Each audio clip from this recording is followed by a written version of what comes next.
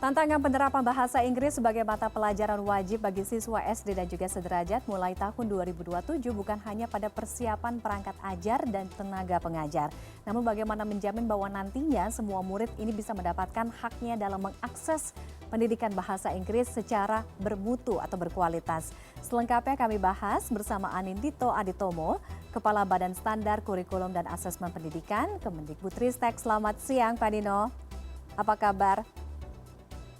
Kabar baik, selamat siang Mbak Tiffany. Baik, Pak Nino, ini kan mulai akan diimplementasikan atau diterapkan masih sekitar 3 tahun lagi. Apa kemudian pertimbangan dari pemerintah dalam hal ini melalui Kemendikbudristek menjadikan bahasa Inggris sebagai mata pelajaran wajib dan urgensinya kenapa baru mulai sekarang nih Pak Nino? Mungkin pertanyaannya justru kenapa nggak mulai dari dulu-dulu Mbak Tiffany.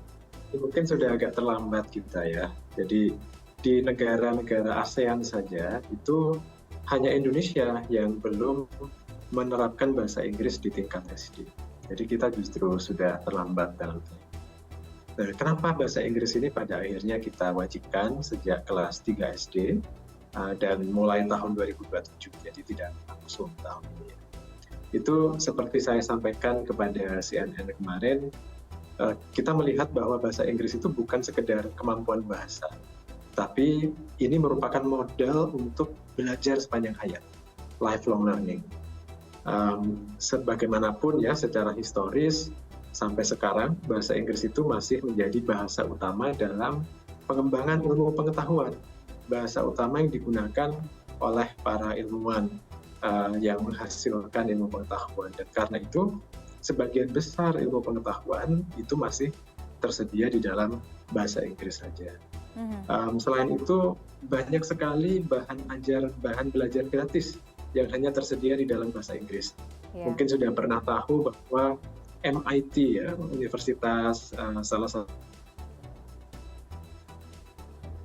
yang terbaik di Amerika, di dunia, itu punya kursus gratis ya, menggratiskan semua mata kuliah mereka, tapi tentu dalam bahasa Inggris gitu ya. Nah, ada banyak contoh lain di mana kalau kita bisa bahasa Inggris, kita akan bisa mengakses sumber belajar yang luar biasa berkualitas. Nah, ini tentu akan tertutup kesempatannya bagi anak-anak kita yang tidak percaya diri dalam menggunakan bahasa Inggris. Ini yang ingin kita tangani. Jadi sejak dini anak-anak kita sudah diberi kesempatan untuk mengenal bahasa Inggris, senang belajar bahasa Inggris, dan percaya diri dalam menggunakan bahasa Inggris untuk mencerna informasi. Oke, artinya ini untuk kebutuhan jangka panjang masa depan generasi muda, generasi emas kita agar bisa nanti berkolaborasi, bersaing di global gitu ya Pak Nino ya. Nah ini masih tersisa 3 tahun lagi saat ini nanti akan mulai diterapkan pada tahun 2027. Artinya banyak hal yang perlu dipersiapkan, tidak hanya tenaga pengajar, kemudian perangkat ajar dan juga lain sebagainya. Salah satunya adalah memastikan bagaimana semua anak-anak di Indonesia nantinya di level kelas 3 sekolah dasar, madrasah ibtidaiyah dan juga yang setara bisa mendapatkan akses secara berkualitas atau bermutu. Nah ini pemerataan pendidikan dalam hal ini hubungannya. Bagaimana Pak Nino? Kalau dari sisi resources atau sumber-sumber belajarnya, bahan-bahan ajar itu sudah kita sediakan sejak sekarang. Jadi sekolah yang punya guru yang sudah siap, cukup percaya diri untuk mulai mengajarkan sejak kelas 3, itu sudah bisa menggunakan bahan-bahan berkualitas tinggi yang standarnya kita jaga sejak sekarang, sejak tahun ini. Nah, tapi bagi sekolah-sekolah yang belum memiliki guru yang siap, kita menyediakan pelatihannya secara bertahap. Tahun ini hampir 100.000 guru SD yang akan kita bantu untuk menyiapkan diri mengajarkan bahasa Inggris ini. Dan sekali lagi karena penekanannya bukan pada grammar, bukan pada tata bahasa yang kompleks, tetapi pada pertama kesenangan ya, senang dengan bahasa Inggris, mengenal, dia tidak trauma belajar bahasa Inggris, dan dia percaya diri menggunakan dalam konteks komunikasi sederhana. Gurunya juga tidak harus memiliki kemampuan bahasa Inggris yang sangat tinggi. Yang penting mereka menjadi teman belajar dalam menggunakan berbagai bahan-bahan yang kita sediakan dari Kemendikbud. Oke, intinya harus dibuat fun, harus dibuat menyenangkan, sehingga bisa jatuh hati terhadap mata pelajaran bahasa Inggris ini ya nantinya anak-anak. Oke, Pak Nino, kita tahu di zaman digital sekarang anak-anak cukup banyak terbantu dalam mengakses belajar bahasa Inggris melalui platform digital.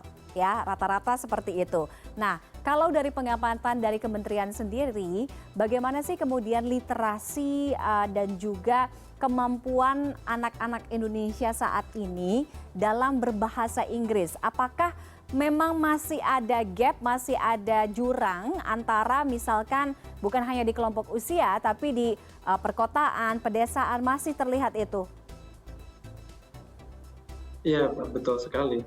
Bagi anak-anak keluarga kelas menengah ke atas, terutama di perkotaan, mungkin bahasa Inggris di SD ini sesuatu yang tidak diperlukan, karena mereka sudah belajar bahasa Inggris bukan hanya dari sekolah, bukan hanya dari bimbingan belajar, tapi sehari-hari digunakan di rumah dengan ayah ibunya, melalui berbagai gadget yang dimiliki, media digital yang dikonsumsi juga banyak yang berbahasa Inggris.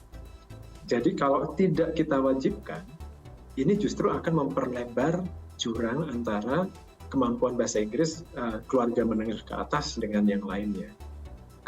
Sekali lagi kebijakan bahasa Inggris ini justru untuk memperkecil gap itu.